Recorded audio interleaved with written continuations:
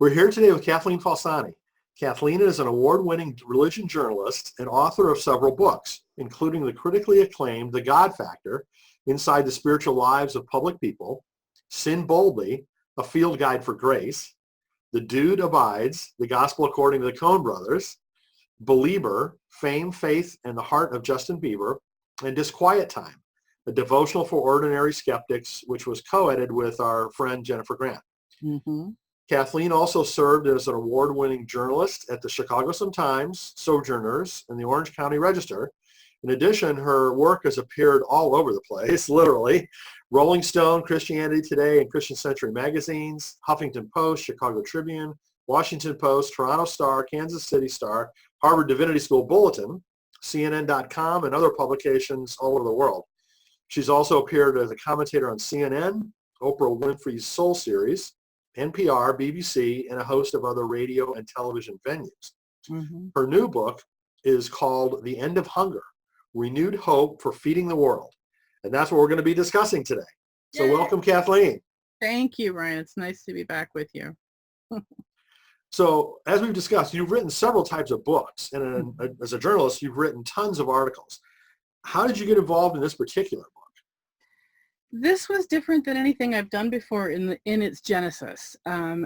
Jenny Eaton Dyer, who's the co-author, I should say co-editor of the book, she and I met, almost 20 years ago. She worked for DATA, which is the organization that became the One Campaign, and was, if I'm not mistaken, the first faith director for the One Campaign. So I went on a road trip with Bono and all of his merry band of activists back in 2002, and she was on that trip, and we met there. And I think she was just Jenny Dyer. She hadn't been married, didn't have her PhD yet, and all the other things that she got over those intervening years. Anyway, Jenny has worked with the One Campaign and a number of organizations, and she worked for Senator Bill Frist's organization, Hope Through Healing Hands, for many, many years. She was the executive director there, and she called me up several years ago and said, are you doing anything the weekend of September 25th? And I was like, well, actually, I'm supposed to go to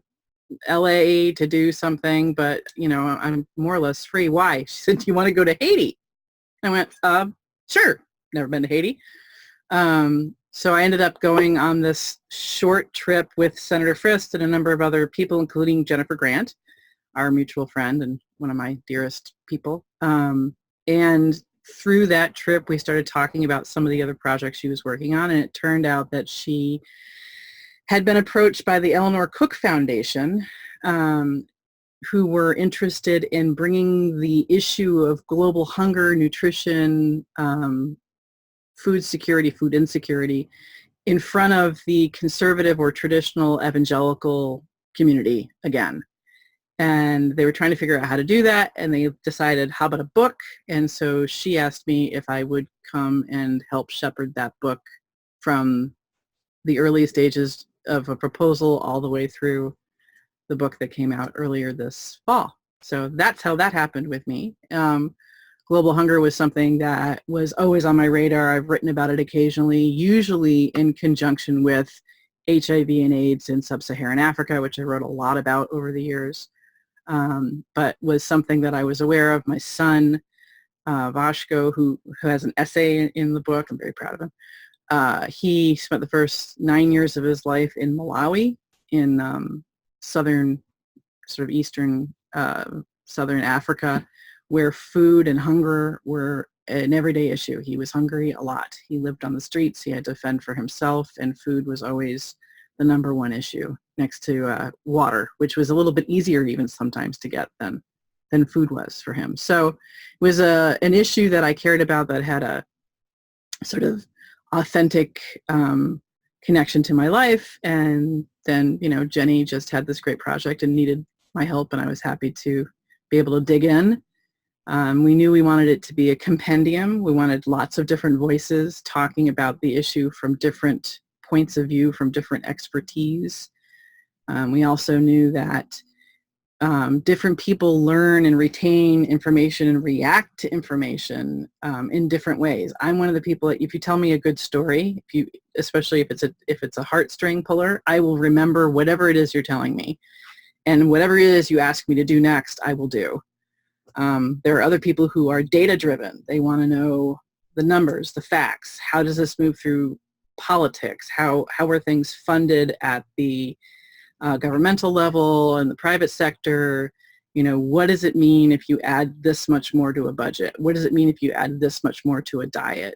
Those sort of numbers-driven, data-driven stories. And so we came at it from all of those different angles to try to connect with and hopefully get people to take an action, even however small, in their life to make the issue of hunger for somebody else a little bit better.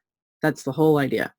Here's a handbook, read the stories, and there are actions you can take, and there's resources in the back of the book. It was meant to spark action. So. Very cool. I mean, it sounds like a unique approach. Yeah, I can see. I think we've been pretty successful with it, from what I'm hearing. It's meant to not necessarily be a Bible study book, but it certainly is a book that could be used by groups, whether it was a book group of middle-aged women like myself, or whether it's a youth group at a church, or a study group in a college setting, or a mom's group, or what have you. It certainly could be used that way. And I think about what we did with this and how this the same approach can be taken with other issues. And to her credit, Jenny has done a few books like that in the past about HIV and AIDS in sub-Saharan Africa, and then about the transmission of AIDS from mother to child. So she's... Well, it sounds like one of the things you were trying to accomplish in this was to, kind of bridge divides, reconnect as a church and a culture when common ground's in pretty short supply these days. Precisely. That was another reason why that felt like the time was right for this. We are so divided. I'm almost 50 years old. I can't think of a time in my lifetime when we've been more polarized, when things have felt more fraught, disconnected, where people just shout over each other. And I'm talking mostly about the church when I'm saying these things. It's happening in the broader culture as well, but it's certainly happening in church with a big C settings. And hunger, feeding the hungry, is one issue that you can't really argue about. Nobody who calls himself a follower of Christ or just a decent human being is going to be pro-hunger or not care about it or say that it's not something we're supposed to be actively involved in mitigating. I mean, that is, Jesus talked about that. Feed the hungry, So it's in that way, we thought it could be unifying. It could be something that people across political, partisan, and even ideological divides, and certainly across religious divides, could meet in the middle to get the work done. And this is an all hands on deck kind of moment. We are within striking range of eradicating the kind of hunger that we're talking about, chronic hunger, globally. We've halved it in the last 25 years, and we could actually end it by 2030 if we have the resources. We just need the will to get the resources to the people who need them. So what are the main things you want readers to take away from the book? I want them to know, and I love this, it starts in the very first chapter, which was written by Mike McHargue, who some people know as Science Mike. And he talks about, I asked Mike, because he has an incredible brain. He's an autodidact and can read anything and really become expert at it in a very short period of time. And I knew he knew a lot about brain science. I didn't know how much he knew about hunger and nutrition, but I said, hey, Mike, can you write a chapter that talks about what happens to our brain when we're hungry? And so he did that, but he also, in the same chapter, talked about what happens to our brains when we help somebody else. When we make the decision to make a donation or to hand that guy a $5 bill or to buy that homeless person a sandwich from McDonald's or to make a huge donation to Bread for the World or whatever it is, when we make the decision to do that, our brain chemistry changes for the better and we feel better. And when we actually do it, it's like skyrockets go off. So even if it's a small step, you feel better physically, and you're doing something that is answering a command that Jesus gave us, and you're helping somebody else who desperately needs the help. So it doesn't matter how big or how small, just do something. That's the main takeaway. I know it seems like an overwhelming, we start talking about 8 million people who take globally, 8 billion, people globally who don't have enough to eat most days. Our brain can't comprehend that kind of a figure. Once you get beyond about 100,000, we can't, our brain just goes tilt with those sort of numbers. And so our empathy can get stagnated by and overwhelmed by the magnitude of the problem.